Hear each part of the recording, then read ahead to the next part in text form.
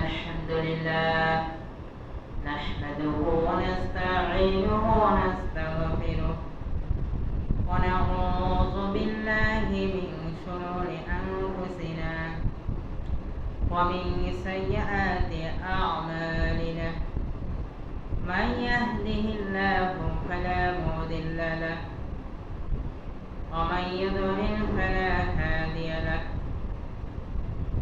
وأشهد أن لا إله إلا الله وحده لا شريك له وأشهد أن محمدا عبده ورسوله أما بعد فأعوذ بالله من الشيطان الرجيم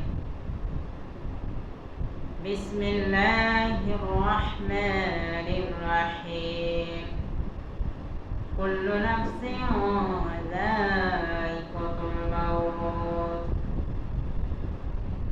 عن عبد الله بن عمر قال أخذ رسول الله صلى الله عليه وسلم بمنكبي فقال كن في الدنيا كأنك غريب أو عابر سبيل وكان ابن عمر يقول إذا أمسيت فلا تنتظر الأصباح وإذا أصبحت فلا تنتظر المساء وخذ من صحتك ومن حياتك لموتك رواه البخاري প্রশংসা সেই আল্লাহ সুবহানাহু ওয়া তাআলার জন্যই যে আল্লাহ সুবহানাহু ওয়া তাআলা আমাদেরকে দয়া করে মহব্বত করে ভালোবেসে পছন্দ করে পবিত্র জুম্মার সালাত পড়ার উদ্দেশ্যে এবং জুম্মার খুতবায় আমাকে কিছু বলার আপনাদেরকে শোনার জন্য যে আল্লাহ সুবহানাহু ওয়া তাআলা সুযোগ করে দিলেন সেই আল্লাহ সুবহানাহু ওয়া তাআলার প্রতি আমরা খুশি হয়ে বলি আলহামদুলিল্লাহ। নবীজির প্রতি সংক্ষিপ্ত আকারে দরুদ করে সকলে বলি সাল্লাল্লাহু আলাইহি ওয়াসাল্লাম। আজকে জুম্মার খুতবার বিষয় মৃত্যুর আগে নিজেকে প্রস্তুত করো এবং আজকের জীবন কালকের কবর। এই বিষয়টি সংক্ষিপ্ত আকারে বিবরণ দেওয়ার চেষ্টা করব। ওমা তাওফিকি ইল্লা বিল্লাহি আলাইহি তাওয়াক্কালতু ওয়া ইলাইহি উনীব। আলোচনার যাওয়ার পূর্বে কিছু কথা না বললেই নয়, তা হচ্ছে আল্লাহ সুবহানাহু ওয়া তাআলা বলেন সূরা জারিয়া 51 নম্বর সূরা 55 নম্বর আয়াত, আল্লাহ পাক বলেন ওয়াযাক্কির ফাইন্না যিকরা তানফাউল মুমিনিন। হে নবী, আপনি উপদেশ দিতে থাকুন, আপনি নসিহত করতে থাকুন। উপদেশ নসিহত মুমিন যারা, মুত্তাকি যারা, পরহেজগার যারা, ঈমানদার যারা, তাদের উপদেশ উপকারে আসবে, তারা উপদেশ গ্রহণ করবে। তাহলে আপনি আমি এই আয়াত থেকে বুঝতে পারলাম যে উপদেশ সবাই গ্রহণ করবে না, উপদেশ সবার উপকারে আসবে না, এ কথাই সত্য। আমি যদি আপনাদেরকে আরো ক্লিয়ার ভাবে বলি, তা হচ্ছে মাহফিলগুলোতে দেখা যায় আল্লাহর দয়ায় হাজার হাজার মানুষ হয়। মাহফিলের কথা যদি বলি, ওখানে যে সমস্ত শ্রোতারা আছে সেই সমস্ত শ্রোতারা এক একজন এক এক নিয়তে আসে। কেউ বা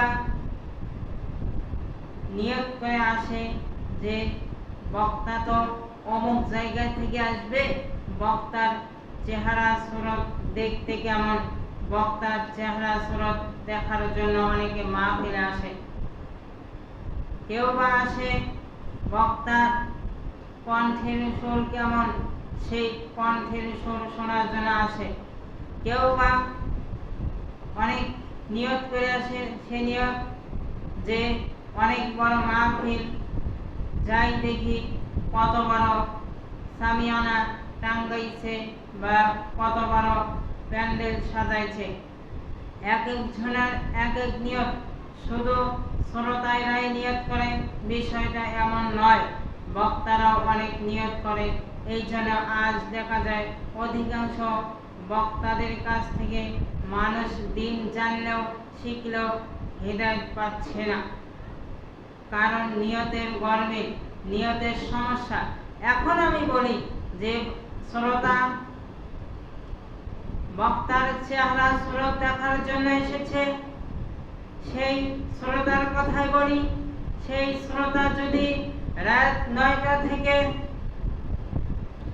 রাত 12টা পর্যন্ত ওয়াজ নসিহত শুনে, কোরআন হাদিসের কথা শুনে, তার আমলনামায় আল্লাহ সুবহানাহু ওয়া তাআলা সওয়াব দিবেন না। কেন দিবেন না? কারণ তার নিয়ত গরমিল, তার নিয়ত গরমিল, তার নিয়ত ঠিক নেই। সে মূলত এসেছে বক্তার চেহারা সুরত দেখার জন্য। আর যে ব্যক্তিটা শুধুমাত্র একমাত্র আল্লাহ সুবহানাহু ওয়া তাআলার সন্তুষ্ট অর্জন করার জন্য, সওয়াব লাভের আশায় এবং দিন শিক্ষার জন্য, ইলম জানার জন্য মাহফিলে যে শ্রোতারা আসবে, যে ব্যক্তি আসবে মাহফিলে, সেই ব্যক্তি যদি 30 মিনিট অর্থাৎ আধা ঘন্টাও যদি কোরআন হাদিসের কথা শুনে শ্রবণ করে, তাহলে আল্লাহ সুবহানাহু ওয়া তাআলা ওই ব্যক্তির আমলনামায় অনেক সওয়াব দিবেন। আমাদের নিয়ত ঠিক করতে হবে। আমরা অনেকে আছি জুম্মার সালাত পড়ার উদ্দেশ্যে, অনেকে আসি যদি জুম্মার দিনে মসজিদে না যাই, নামাজ পড়তে না যাই, তাহলে কেমন দেখায়, অনেকে কি বলবে, অনেকে এইটা মনে করে আসে। না, আপনার আমার নিয়ত ঠিক করতে হবে, কারণ আমল নির্ভর করে নিয়তের উপর। নিয়ত যদি ঠিক না থাকে, তাহলে আপনার আমার আমলনামায় আল্লাহ সুবহানাহু ওয়া তাআলা সওয়াব দিবেন না। এই কথাই বাস্তব, এই কথাই সত্য। সম্মানিত উপস্থিতি, বলছিলাম পবিত্র কোরআনুল কারীম থেকে একটি আয়াতের অংশ তেলাওয়াত করেছি। সে আয়াতের অংশ আপনাদের কম বেশি সকলেই জানা রয়েছে। একটি হাদিস তেলাওয়াত করেছি। এই কোরআনের অংশটুকু এবং হাদিস সামনে রেখে কিছু কথা বলার চেষ্টা করব ইনশাআল্লাহ। তা হচ্ছে আল্লাহ সুবহানাহু ওয়া তাআলা বলেন, কুল্লু নাফসিন যায়িকাতুল মাউত, প্রত্যেক প্রাণীকে মৃত্যুর স্বাদ গ্রহণ করতে হবে। আসমানের নিচে, জমিনের উপরে যে সমস্ত প্রাণীকে আল্লাহ সুবহানাহু ওয়া তাআলা রূহ দিয়েছেন, জীবন দিয়েছেন, সেই সমস্ত প্রাণীর মৃত্যুর স্বাদ আস্বাদন করতে হবে, মৃত্যুর স্বাদ গ্রহণ করতে হবে। এ কথাই চূড়ান্ত।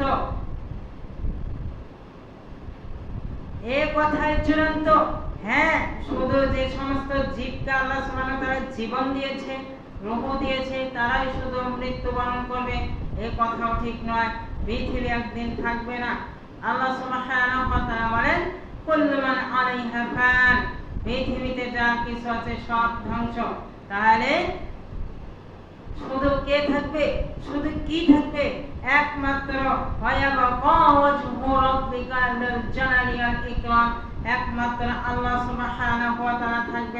নাতে পৃথিবীতে 7টি আসমান, 7টি জমিন, নদী নালা, সাগর, যে সমস্ত আল্লাহ সুবহানাহু ওয়া তাআলা পৃথিবীর জন্য সৃষ্টি করেছে, সমস্ত কিছু একদিন আল্লাহ সুবহানাহু ওয়া তাআলা ধ্বংস করে দিবেন।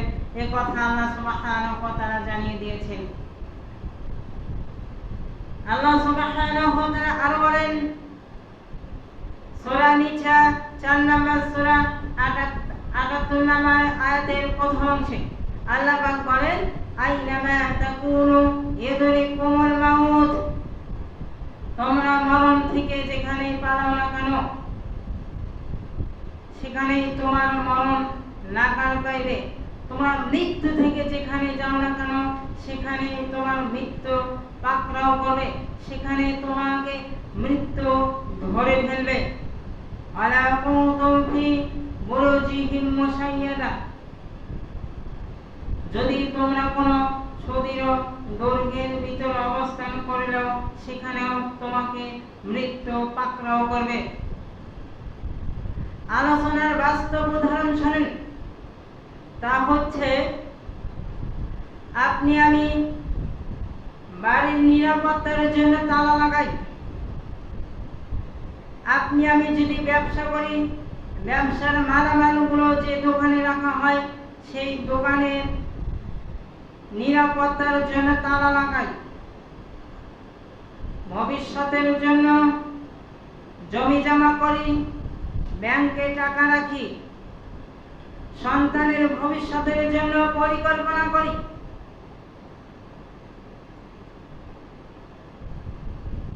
এগুলো চিন্তা, অথচ প্রশ্ন একটি, তা হচ্ছে আপনার আমার মৃত্যুর পরের জীবনের জন্য কি, আপনার আমার মৃত্যুর পরের জীবনের জন্য কি এমন ভাবে প্রস্তুত নিয়েছি আপনি আমি, এমন ভাবে প্রিপারেশন নিচ্ছি? নিতে পারতেছি না। হ্যাঁ, আপনি আপনার বাড়ির জন্য, বাড়ির নিরাপত্তার জন্য তালা লাগান, কোনো অসুবিধা নেই। আপনি ব্যাংকে টাকা রাখেন, কোনো অসুবিধা নেই। যদি ব্যাংকে টাকা রাখেন 40 লক্ষ টাকা, 40 লক্ষ টাকার যদি 30,000 অথবা 40,000 টাকা সুদ আসে, সেইটা আপনি মানুষকে দিবেন, সওয়াবের আশা করবেন না। হ্যাঁ, আপনি সন্তানের জন্য পরিকল্পনা করবেন, করতে অসুবিধা নেই, কোনো অসুবিধা নেই। শুধু আমি এইগুলো বলে আপনাদেরকে বোঝাতে চাচ্ছি যে আপনার আমার মৃত্যুর পরে জীবনের জন্য কি প্রস্তুতি নিচ্ছি।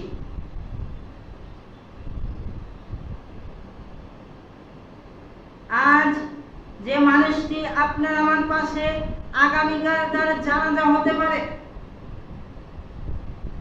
আজ সুস্থ আছি, এই মুহূর্তে সুস্থ আছি, কখন যে আল্লাহ সুবহানাহু ওয়া তাআলা অসুস্থ করে দিবে এ কথা কারো জানা নেই।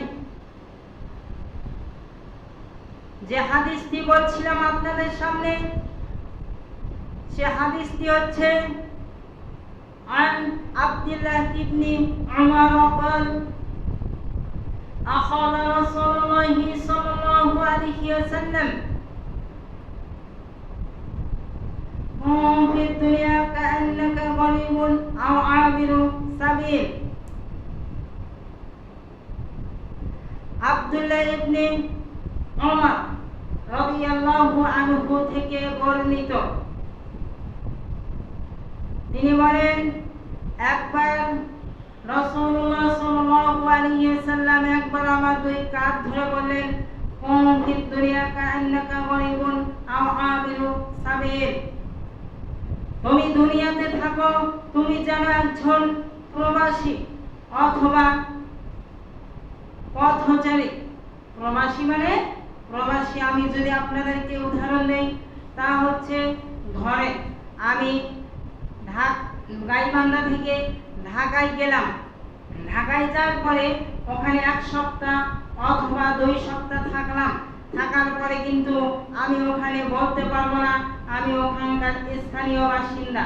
আমাকে ওখানে যদি কেউ যদি জিজ্ঞেস করে যে আপনি এখানকার স্থানীয় না প্রবাসী, আমাকে অবশ্যই বলতে হবে আমি ওখানকার প্রবাসী। কারণ আমি তো ওখানে 2 সপ্তাহের মতো থাকবো, আবার আমাকে গাইবান্ধা আসতে হবে আল্লাহ যদি চান। আরেকটু যদি বলি, যারা বিদেশে যায় বাংলাদেশে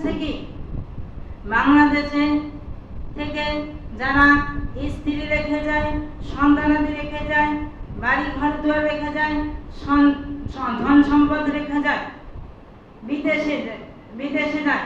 বিদেশে যাওয়ার পরে কেউ বা 6 মাস, কেউ বা 1 বছর, কেউ বা 1.5 বছর, কেউ বা 2 বছর, ওখানে 2 বছর বা 2.5 বছর থাকার পরেও কিন্তু ওখানে বলতে পারবে না যে আমি ওখানকার স্থানীয় বাসিন্দা। ওখানে বলতে হবে তাকে যে উনি হচ্ছে প্রবাসী। প্রবাসীর সংক্ষিপ্ত আকারে ব্যাখ্যা দিচ্ছি বোঝানোর জন্য। তাহলে ওনাকেও বলতে হবে, কারণ উনি বাংলাদেশে ওনার স্ত্রী আছে, সন্তানানি আছে, ধন সম্পদ আছে, বাড়ি ঘর দুয়ার আছে, সব ছেড়ে উনি বিদেশে গিয়েছে ওনার কর্মের জন্য, ব্যবসার জন্য, চাকরির জন্য। ওনাকে একদিন ফিরতে হবে। তাহলে আমি যে বিষয়টি আপনাদের সামনে ক্লিয়ার করতে চাচ্ছি, সে বিষয়টি হচ্ছে এই পৃথিবীতে হয়তো কেউ বা 10 বছর, কেউ বা 20 বছর, কেউ বা 30 বছর, কেউ বা 50 বছর বেঁচে থাকার পরে কিন্তু বলতে পারবে না আমি এখানকার বাসিন্দা। আমাকে বলতে হবে, আপনাকে বলতে হবে যে আমি এখানকার প্রবাসী। আমি এখানকার প্রবাসী, আমার আসল ঠিকানা হচ্ছে জান্নাত অথবা জাহান্নাম। জান্নাতের কাজ করে গেলে আল্লাহ জান্নাত দিবেন, জাহান্নামের কাজ করে গেলে আল্লাহ জাহান্নামে দিবেন। এর আগেও বলছিলাম, এই পৃথিবীতে আপনাকে আমাকে সব কিছু নিয়ে জীবন যাপন করতে হবে।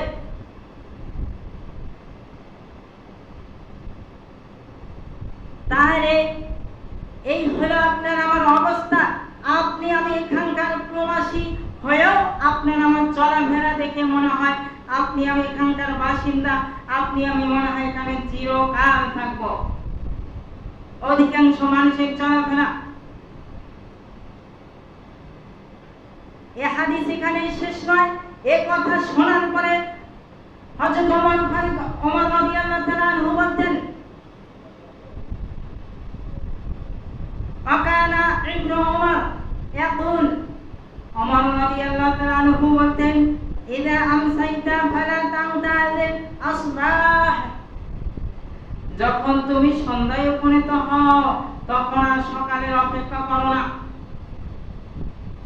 ওয়াইদা আসবাহতা ফালা তাউদাল আলমাসা, যখন তুমি সকালে উপনীত হও আর সন্ধ্যায় উপনীত হওয়ার আশা করো না। সকালে উপনীত হলে আর সন্ধ্যার আশা করা যাবে না। আমি সন্ধ্যা পর্যন্ত বেঁচে থাকবো কি না থাকবো এই গ্যারান্টি কেউ দিতে পারবে না। এবং উনি আরো বলছিলেন, অখজ মিন সিহাতিকা,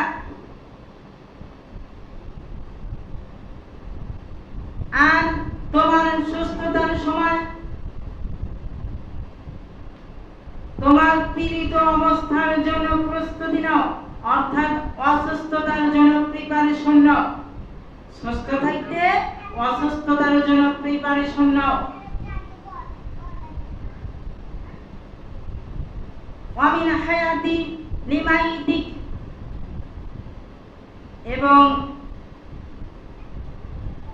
তোমার বেঁচে থাকার জন্য মৃত্যুর প্রস্তুতি নাও। আজকে আলোচনার মূল টপিক হচ্ছে মৃত্যুর আগে আপনাকে আমাকে প্রস্তুতি নিতে হবে। কি প্রস্তুতি নেব? আপনাদেরকে আমি কিছু টিপস দিয়ে যাচ্ছি, শুনেন, ধরে নেন, কথার কথা বলছি। আজ রাত 12টায় আপনার মৃত্যু হবে। আজ রাত 12টায় আপনার মৃত্যু হবে। আপনি কথার কথা আমি বলছি, আপনি ভাববেন। কি ভাববেন? আপনি 1 নম্বর ভাববেন যে আল্লাহ পাক আমাকে মুসলিম হিসেবে, যেহেতু মুসলিম পরিবারে জন্মগ্রহণ করার তৌফিক দিয়েছেন, আমাকে 1 নম্বর ভাবতে হবে, আমি যে সালাত করি আমার সালাত কি হচ্ছে, আমার নামাজ কি হচ্ছে, আমার নামাজে কি রুকু সিজদা ঠিক হচ্ছে, আমার নামাজ কি আল্লাহ রাসূলের পন্থায় হচ্ছে। আপনাকে আমি 1 ঘন্টা ভাবতে বলতেছি না, আপনাকে আমি 50 মিনিট ভাবতে বলতেছি না, আপনাকে আমি 30 মিনিট ভাবতে বলতেছি না। আপনি ভাবেন, 5টা মিনিট ভাবেন। তার মধ্যে 1 নাম্বার ভাববে যে আমি যে সালাত পড়তেছি, আমি যে নামাজ পড়তেছি, আসলে আমার নামাজটা গ্রহণযোগ্য হচ্ছে আল্লাহ সুবহানাহু ওয়া তাআলার নিকট।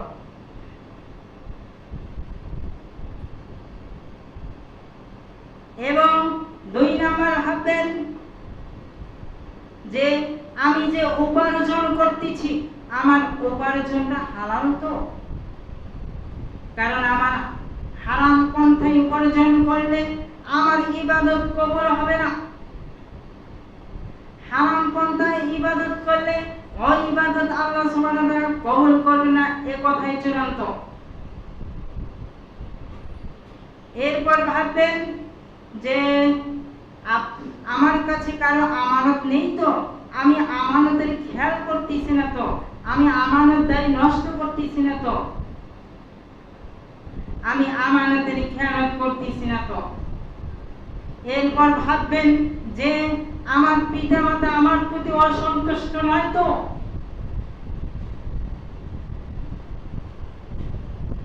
এরপর ভাববেন যে আপনি কারো হক নষ্ট করতেছেন না তো, আমি কারো হক নষ্ট করতেছেন না তো। এভাবে আপনি অনেক কিছু ভাবতে পারেন। বেশি ভাবার দরকার নেই, 5টা মিনিট ভাববেন। কি জন্য ভাববেন? বুঝবেন যে আজ রাত 12টার সময় আমার মৃত্যু, যেহেতু আমি আল্লাহ তাআলার নিকট কি জবাব দেব। যদি আপনি মনে করেন যে আজ রাত 12টার সময় আমার মৃত্যু, অবশ্যই যদি জানিয়ে দিত আল্লাহ সুবহানাহু ওয়া তাআলা, তাহলে অবশ্যই আপনি ভাবতেন।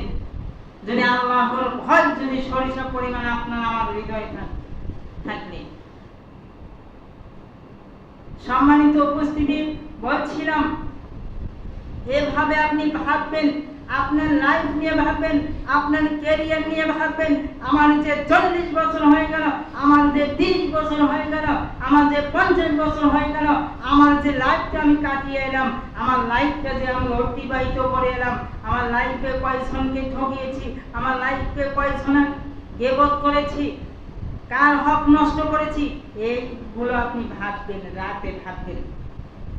ভাবার সময় একটাই, রাতে ভাববেন। সারাদিনে ভেবে পাবেন না আপনি।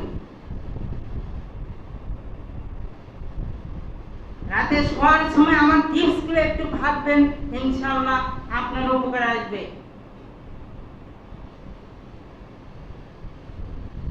সম্মানিত উপস্থিতি, যেহেতু আপনার আমার কোনো মৃত্যুর নিশ্চয়তাই নেই, আল্লাহ সুবহানাহু ওয়া তাআলা এই ব্যাপারে বলেন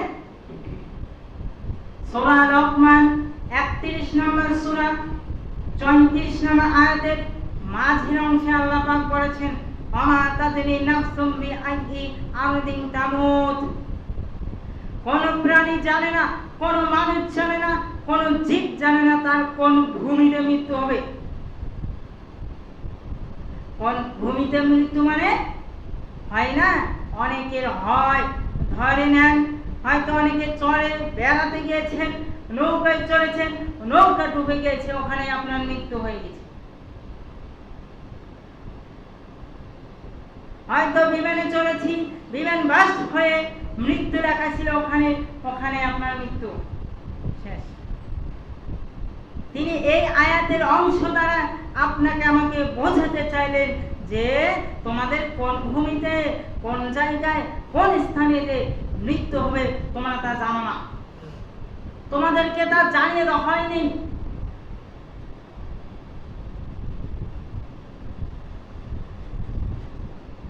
সম্মানিত উপস্থিতি, বলছিলাম মৃত্যুর সময় নেই, মৃত্যুর দিন নেই, মৃত্যুর স্থান নেই। কার কোন জায়গায়, কার কোন দিন, কার কোন সময়, কার কোন তারিখে, কার কোন সময়ে মৃত্যু হবে, এটা আল্লাহ সুবহানাহু ওয়া তাআলা কোন মানুষকে, কোন নবী রাসূলকে জানিয়ে দেননি। এটা শুধু তিনি তার কাছে রেখেছেন।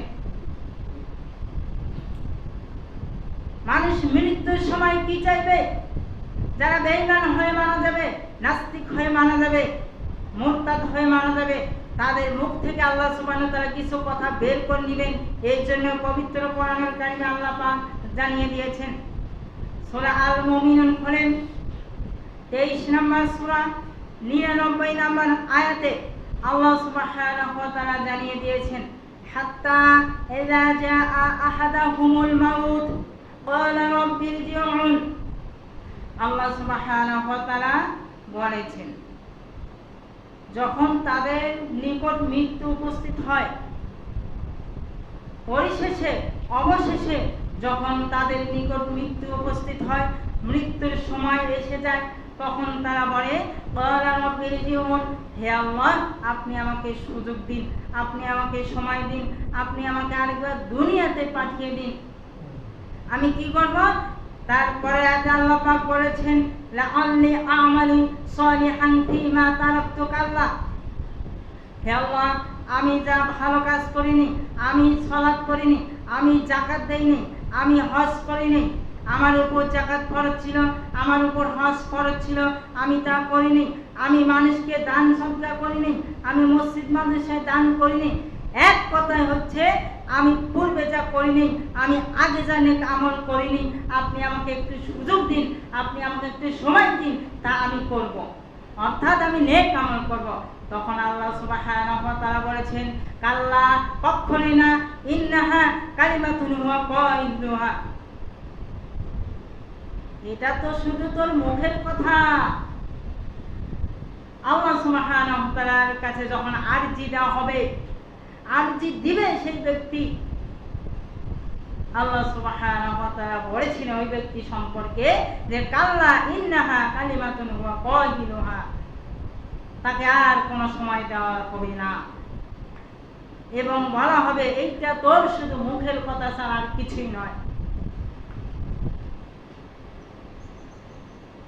সম্মানিত উপস্থিতি, এই জন্য আমাদের মৃত্যুর পূর্বেই, মৃত্যুর আগেই নিজেকে প্রস্তুত করে নিতে হবে যে আমি মানুষের হক নষ্ট করতেছি না তো, আমাকে আল্লাহ পাক যে উদ্দেশ্যে, যে কারণে পাঠিয়ে দিয়েছেন, সেই কারণ, সেই উদ্দেশ্য, সেই টার্গেটকে আমি পূরণ করতেছি।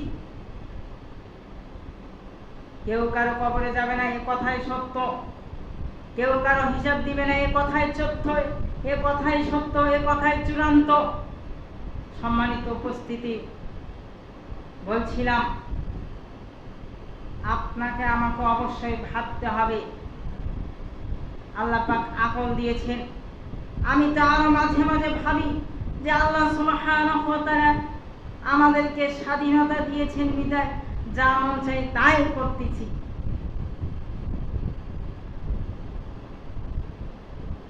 আলোচনার মাঝেই তো বললাম যে আপনার আমার চলাফেরা দেখে মনে হয় যে মানে আমি মরে যাব না, আপনার আমার মৃত্যুই হবে না। চলাফেরা কখন যে মৃত্যু চলে এসে যায় বুঝতেই পারি না। আল্লাহ সুবহানাহু ওয়া তাআলা অনেক বিষয় তার হাতে রেখেছেন।